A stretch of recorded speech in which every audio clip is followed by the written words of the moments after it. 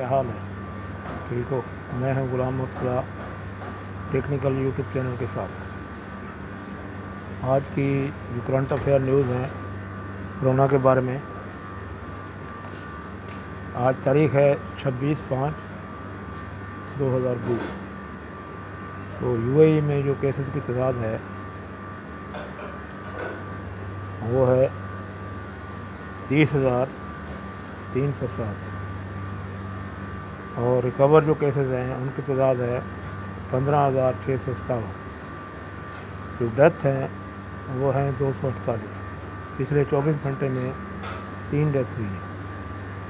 तो इस सूरत हाल को मद्देनज़र रखते हुए यूएई में हालत कदरे बेहतर है और काबू में है। इस तरह वर्ल्ड में 54,71,768। तो ये है केसेस की तादाद। और रिकवर केसेस जो हैं वो हैं 22,23,523। डेथ जो हैं 3,44,911। तो पाकिस्तान में केसेस की जो तादाद है वो है 56,349। रिकवर केसेस की जो तादाद है वो है 17,482 और डेथ की जो तादाद है 1,167।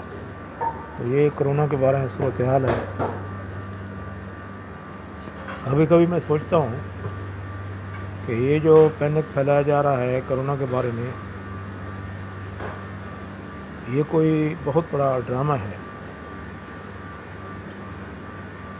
दुनिया को खौफज़दा करने का और दुनिया को गरीब से गरीब तर करने का। सूरत हाल जो दिन गुजरते जा रहे हैं, सूरत हाल सामने आती जा रही है। तो सबसे पहले उन्होंने ये पैनिक फैलाया कि ये बीमारी सिर्फ बूढ़ों को या बच्चों को लगती है। यानी 50 साल से जिनकी उम्र ज़्यादा है उनको ये बीमारी ज़्यादा लगती है, तो उनको काम ना करने दिया जाए, उनको बाहर न निकलने दिया जाए, इस तरह की अफवाहें फैलाई गई। अगर देखा जाए कि दुनिया के 60% जो हुक्मरान हैं या जो WHO है, बिल गेट्स है, इनमें बैठे हुए लोग 60% लोग, इनके 100 में 60 लोग जो हैं वो 50 से ऊपर हैं। फिर तो इनको भी घर में बिठाना चाहिए। लेकिन असल पॉलिसी मेकर जो लोग हैं वो यही लोग, WHO और बिल गेट्स और USA, चाइना। अब इनकी क्या पॉलिसी है क्या नहीं है, लेकिन मेरा अल्लाह बेहतर जानता है कि एक पॉलिसी ये लोग बनाते हैं, एक पॉलिसी मेरा अल्लाह बनाता है। कामयाब पॉलिसी वही है जो मेरा अल्लाह बनाता है। इससे पहले भी कई लोगों ने अवाम पर हुक्मरानी करने के लिए बादशाहत के दावे किए, खुदा होने के दावे किए। उसमें शद्दाद और फ़िरौन सरफ़हरिस्त है। अल्लाह ताला ने उनका जो हशर किया वो रहती दुनिया तक याद रखा जाएगा। इंशाअल्लाह चंद महीनों की बात है, इनका हशर भी वैसा ही होगा। सोचने की बात यह है, मरने वाले का ना तो वोट है, जो इस दुनिया से चला गया उससे क्या लेना देना। उसको मीडिया पर लाया जा रहा है, उसकी तादाद गिनी जा रही है, इतने मर गए, इतने मर गए, इतने ज़िंदा हैं, इतने मरीज़ हैं। अब तक ये तादाद क्यों नहीं गिनी जा रही थी? ना मरने वालों की, ना जीने वालों की, ना मरीज़ों की। तो ये तो डाटा नहीं रखा जा रहा है कि मुल्क में कितने गरीब हैं, कितने मज़दूर हैं, कितने भूखे हैं, कितने वो हैं, लेकिन मरने वालों का डाटा रखा जा रहा है। ज़िंदा आदमियों का डाटा नहीं रखा जा रहा है। ज़िंदा आदमियों के बारे में मालूम नहीं है, कितने ज़िंदा हैं, कितने किस तरह जी रहे हैं, इस बारे में मालूम नहीं है। लेकिन हैरानगी की बात यह है, जो मर गए हैं उनका डाटा रखा जाए। फिर मरने वाले का पीछे तो शैतान भी छोड़ देता है, उसका शनाख्ती कार्ड बंद हो जाता है, उसकी दुनिया में नाता ख़त्म हो जाता है। आपने ये डाटा क्यों रखा हुआ है? तो दाल में कुछ ना कुछ काला है, ये सोचना चाहिए। पाकिस्तान में जो सूरत हाल है वो काबू में है। اگر عام سطح پر دیکھا جائے تو دنیا میں 5 لاکھ سے زیادہ آدمی مرتے ہیں، نارمل بیماریوں سے مرتے ہیں، ان کا ڈیٹا کیوں نہیں رکھا جا رہا؟ تو اسی طرح پاکستان میں 200 سے زیادہ آدمی ڈیلی کسی نہ کسی بیماری سے مر جاتے ہیں، تو ان کا ڈیٹا کیوں نہیں رکھا جا رہا؟ نارمل بیماری والیوں کی تعداد کدھر گئی ہے؟ تو اس کا مطلب ہے وہ تعداد جو ہے کرونا میں شامل کر دی گئی ہے۔ کوئی بھی کسی بیماری سے مرتا ہے تو اس کو کرونا میں شامل کر دیا جاتا ہے۔ یہ حقائق ہیں جو سامنے آ رہے ہیں، آہستہ آہستہ مزید آئیں گے۔ اور اسی طرح ایک ملک ہے اٹلی۔ اٹلی کی حکومت نے کہا ہے کہ ہم بل گیٹس اور WHO کے خلاف بین الاقوامی عدالت میں جائیں گے، کیونکہ انہوں نے ہمارے ساتھ دھوکہ کیا ہے اور یہی دنیا کو دھوکے میں رکھ کے تہنیت پھیلا رہے ہیں۔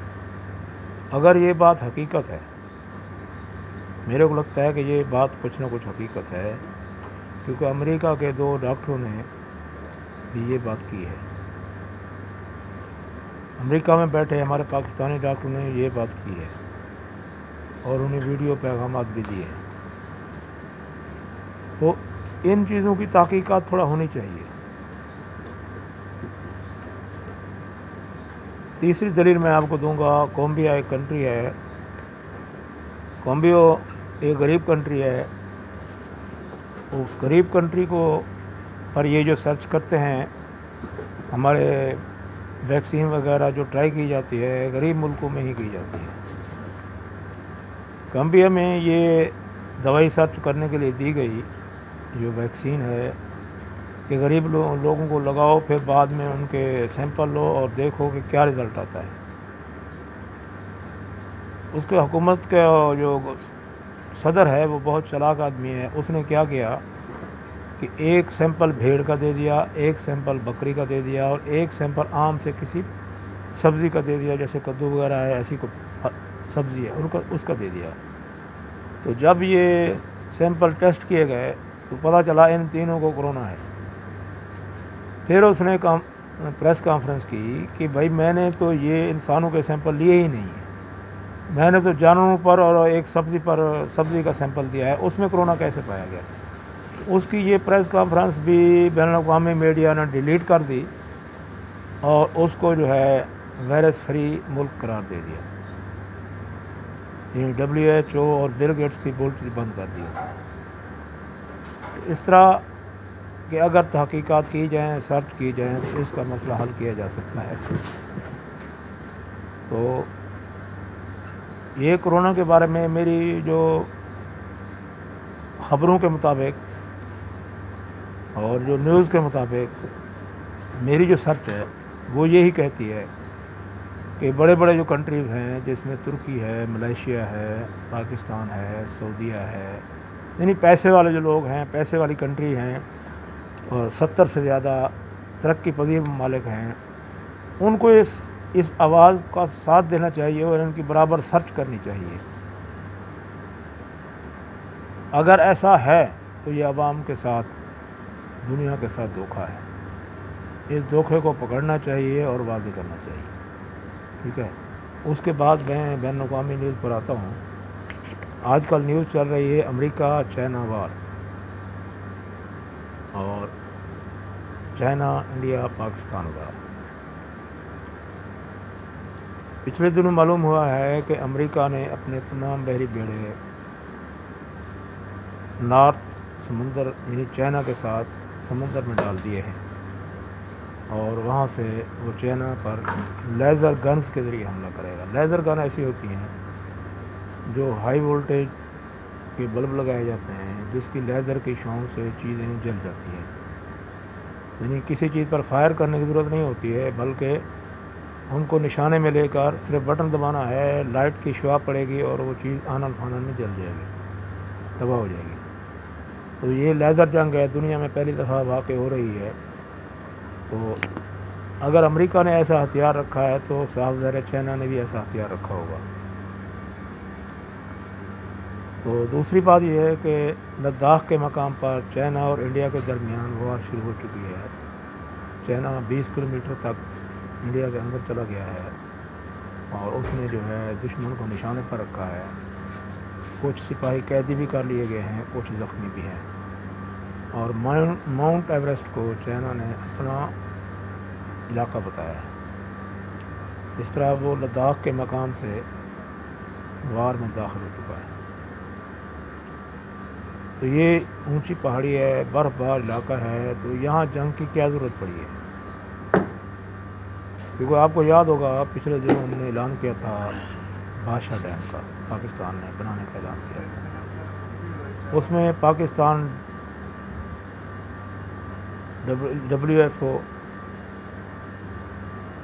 FOW اور چائنا کی ایک کمپنی کے تعاون سے بنایا جا رہا ہے. اس میں مین کمپنی جو ہے ہماری آرمی کی جو کور ہے FWO, وہ حصہ لے رہی ہے, اور چائنا کی ایک پاور کمپنی جو ہے وہ حصہ لے رہی ہے. تو چائنا چونکہ ایک بزنس کنٹری ہے, وہ اپنے مفاد کو کبھی بھی اپنی نقصان نہیں پہنچانے دیتا کسی کو بھی. وہ اپنے مفاد کے لیے زندہ ہے, اپنے مفاد کے لیے کچھ بھی کر سکتا ہے, کسی ملک کے ساتھ جنگ بھی کر سکتا ہے, کسی کو گرا بھی سکتا ہے. کیونکہ چائنا کا جو مین مفاد ہے وہ ہے سی پیک. تو اگر پاکستان کے ساتھ کسی بھی ملک کی وار ہوتی ہے تو سی پیک کو نقصان پہنچتا ہے. اسی لیے چائنا اس کے دفاع کے لیے نکلا ہے. تو اب دیکھنا یہ ہے کہ یہ وار کون سا رخ اختیار کرتی ہے. پہلا رخ تو یہی ہے کہ امریکہ نے انڈیا کو انگلی کی ہے کہ تم وار کا افتتاح کرو, بعد میں جو ہے آگے آ جاؤں گا. لیکن ابھی انہوں نے افتتاح ہی نہیں کیا تھا کہ چائنا نے پہلے جھپٹا مارا ہے اور اس کے کافی سارے علاقوں پر قبضہ کر لیا ہے انڈیا کو. تو اس طرح ایک وار کا افتتاح ہو گیا ہے, دوسری وار بھی ریڈی ہے. تو ہم یہ چاہتے ہیں کہ علاقے میں وار نہیں ہونی چاہیے, امن ہونا چاہیے. اگر کوئی ملک اپنے فائدے کے لیے, اپنے ملک کے لیے کوئی کام کر رہا ہے تو اس کو کرنے دیا جائے, نہ کہ اس کے راستے میں روڑے اٹکائے جائیں. روڑے اٹکانے کا مطلب یہ ہے کہ وہ خود سرداری قائم کرنا چاہتے ہیں. تو یہ انشاءاللہ پاکستان پر کوئی ملک سرداری قائم نہیں کر پائے, کیونکہ ہماری حکومت ایسی ہے, ہماری آرمی ایسی ہے. اب ملکی سطح پر یہ ہے کہ ہمارے چیف آف آرمی اسٹاف نے عید نماز جو ہے کشمیر بارڈر پر پڑھی ہے اپنے جوانوں کے ساتھ. ان کے حوصلے بلند کیے ہیں, ان کے ساتھ بات کی ہے, ان کو ساتھ عید منائی ہے اور نماز بھی انہی کے ساتھ پڑھی ہے. جہاں ان کا مرال بلند ہوا ہے, ان کے حوصلے بلند ہوئے ہیں, وہیں پر ہمارے چیف آف آرمی اسٹاف نے بہت اچھے اعلانات بھی کیے ہیں. جس میں سب سے اچھا اعلان جو ہے وہ یہ ہے کہ فوج اپنے سپاہیوں کو, اپنے مجاہدین کو کہا ہے کہ تمہیں بونس بھی دیا جائے گا. اور شہداء کے حق میں دعائیں کی گئیں, اور جو سپاہی موجود تھے ان کو شاباش دی گئی. یہ تو تھا ہماری آرمی کی حوصلہ افزائی کے لیے ہمارے چیف آف آرمی اسٹاف نے جو کیا وہ بہت اچھا کیا. ابھی ہماری آرمی جو ہے 3 جگہوں پر مصروف ہے. کورونا کی سطح پر مصروف ہے, اور مغربی بارڈر پر افغانستان اور ایران کے ساتھ بھی مصروف ہے, اور تیسرا بارڈر جو ہے وہ ہے ہمارا کشمیر بارڈر, وہاں بھی مصروف ہے. کیونکہ دشمن نے دعویٰ کیا ہے کہ شمالی علاقہ جات جو ہیں, جہاں ہمارا بادشاہ ڈیم بن رہا ہے, گلگت بلتستان, یہ ہمارا علاقہ ہے. اور آپ جانتے ہیں کہ کئی سالوں سے 70 سال سے یہ ہمارے پاس ہے, اور یہ ہمارا علاقہ ہے, یہ پوری دنیا جانتی ہے. لیکن دشمن دعویٰ کر رہا ہے کہ نہیں, یہ ہمارا علاقہ ہے. اسی لیے یہ جنگ کی شروعات بھی وہیں سے ہو رہی ہے. لیکن دشمن یہ چاہتا ہے کہ میں پاکستان کے چاروں طرف حملہ کروں, لیکن ہماری فوج, ہماری آرمی, ہماری بری بحری فضائی تینوں فوجیں تیار ہیں جنگ کے لیے. تو ایک تو ہمارے ملک جو ہیں معاشی طور پر بہت کمزور ہیں, انڈیا ہو, پاکستان ہو, یا کوئی بھی ترقی پذیر ممالک ہوں, معاشی طور پر کمزور ہو رہے ہیں کورونا کی وجہ سے. اوپر سے جنگ کے بادل منڈلا رہے ہیں. تو یہ ہم غریب ملکوں کے لیے अच्छा शुगर नहीं है। तीसरा ये है कि पिछले दिनों PIA का 320 तैयारा जो गिरा था उसकी तहकीकात भी जारी है। उसका मलबा नहीं उठाया गया क्योंकि आज सुना है कि फ्रांस से एक टीम आने वाली है उसकी तहकीकात के लिए। उस टीम को कोरोना के मद्देनज़र भी नहीं देखा जाएगा, उसका कोरोना भी टेस्ट नहीं होगा, बल्कि वो डायरेक्टली जो है गाड़ी में बैठकर वकवा की जगह पर जाएगी, वहाँ की जो सर्च करेगी, जो ये चीज़ें उनको चाहिए वो साथ लेंगे और वापस चले जाएंगे। और जहाज़ का अमला भी जहाज़ के अंदर मौजूद रहेगा। तो जो 97 आदमी शहीद हो गए थे और 2 आदमी जो बच गए थे, उनमें से एक मरीज़ को भी फारिग कर दिया गया है, अपने घर की तरफ भेज दिया गया है। और दूसरा जो पंजाब बैंक का मैनेजिंग डायरेक्टर था वो अभी तक एक प्राइवेट अस्पताल में है। ये थी पाकिस्तान की अहम न्यूज़। और दूसरा ये है कि मैं पाकिस्तान आर्मी और वज़ीर-ए-आज़म साहब से गुजारिश करूँगा, आप बाहर के दुश्मनों को देख रहे हैं लेकिन अंदर के दुश्मनों को आप देख नहीं पा रहे हैं। पहले आप उनको पकड़ें, उनको अंदर डालें, क्योंकि जंग के दौरान यही दुश्मन हमारे लिए नुकसानदेह साबित होंगे। तो इनको पहले पकड़ना चाहिए, इनको पहले जेलों में डालना चाहिए, बाद में बैरूनी दुश्मन से लड़ना चाहिए। ये मेरी आपसे गुजारिश है। ये मीर जाफ़र और मीर सादिक जो यहाँ बैठे हुए हैं उनको पहले पकड़ना चाहिए। उनमें कुछ लोग मीडिया में हैं, कुछ लोग पॉलिटिक्स में हैं और कुछ लोग हमारी अदलिया और अहम इदारों में बैठे हुए हैं। तो उनको पहले कंट्रोल करना चाहिए, बाद में हमें दुश्मन की तरफ से लेना चाहिए। क्योंकि दुश्मन हमारे हिट लिस्ट में है, लेकिन ये जो लोग हैं वो कुछ लोग सुबह सरहद में बैठे हुए हैं, KPK में बैठे हुए हैं, बलूचिस्तान में बैठे हुए हैं, असम्बली में बैठे हुए हैं, अदलिया में बैठे हुए हैं, उनको चुन चुन कर जेलों में डालना चाहिए ताकि हमारा मुल्क अंदरूनी तौर पर साफ़ हो। और फिर आवाम आपके साथ है, इंशाल्लाह जो फैसला आपका होगा आवाम का फैसला वही होगा। वज़ीर-ए-आज़म साहब और चीफ ऑफ गवर्नमेंट स्टाफ, मेरी आपसे एक गुजारिश है, इस पर ज़रूर सोचिएगा। दोस्तों, अगर मेरी वीडियो अच्छी लगे लाइक कीजिए, शेयर कीजिए और कमेंट्स दीजिए। आज ईद का तीसरा दिन है, उम्मीद काफ़ी है आप पुरसुकून होंगे।